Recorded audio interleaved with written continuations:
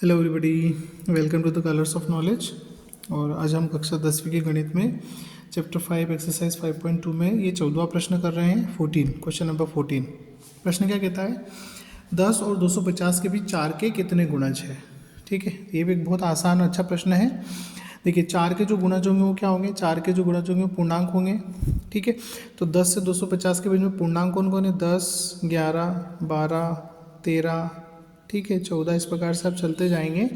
इधर आपको 245, 246, 247, फिर 248, 249 और लास्ट आपका हो जाएगा 250। ठीक है, तो ये संख्या हो गई आपकी 10 से 250 की। अब यहाँ पर आपको 4 के गुणज बताना है। ठीक है, तो इस जो श्रेणी है में 4 के गुणज, 4 के गुणज का मतलब है कि 4 के पहाड़े में कौन कौन सी संख्याएं आती है। ठीक है, तो देखो 10 नहीं आता है, 11 नहीं आता है, कौन आता है, 12 आता है, 4 या 12 होता है। तो सबसे पहला गुणज क्या हो गया, 12 हो गया। 12 के बाद 13, 14, 15 नहीं आएगा, फिर कौन आएगा, 16 आएगा, जो कि हमने यहाँ लिखा नहीं है लेकिन हाँ बीच में वो है। 16 के बाद फिर कौन आएगा, 20 आएगा। इस प्रकार से आप आगे बढ़ते जाएंगे। तो इधर पूछेंगे 245 आएगा, नहीं आएगा, 246 आएगा, नहीं आएगा, 47 आएगा, 247 नहीं आएगा, 248। देखिए, है ना, 4 छंग 24 और 4 दूनी 8। ठीक है, तो 248 आ रहा है, 248 हमने लिख दिया। फिर 249 नहीं आएगा, 250 भी नहीं आएगा। ठीक है, तो आपके 10 से 250 के बीच में जो 4 के गुणज है वो हैं 12, 16, 20, 24। इस प्रकार से आगे बढ़ते जाएंगे 248 तक। तो ये आपकी बन गई क्या, 4 के गुणज की समांतर श्रेणी।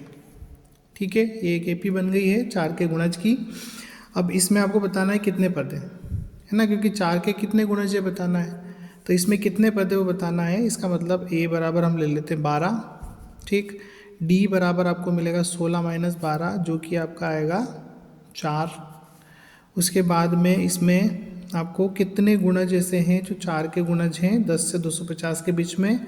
तो कुल मिला के आपको इनकी संख्या बतानी है कि 12, 16, 20, ये 1, 2, 3, जैसे आगे बढ़ते जाएंगे 248 कौन से नंबर पे आता है। तो आपको यहाँ n का मान क्या करना है, पता करना है। और ए एन का मान आपको है, आपके पास है 248। ठीक है, अब इसके बाद हम क्या करेंगे, इसके बाद हम जानते हैं वही सेम सूत्र, ए एन बराबर a plus n minus 1 multiply d. ठीक है, ये होता है। अब क्या करेंगे, मान रख देंगे। तो 248 बराबर ए का मान है 12 प्लस एन हमको पता करना है, डी की वैल्यू जो है वो है 4। ठीक, अब 248 माइनस 12 बराबर एन माइनस 1 और 4। 8 में से 2 घटे तो 6 आ जाएंगे, और 4 में से 1 गया तो 3 आएगा, और 236 बराबर एन माइनस 1 और 4। यहाँ पर 236 है, इसके नीचे 4 आ जाएंगे जो गुणा में है, यहाँ बचेगा एन माइनस 1।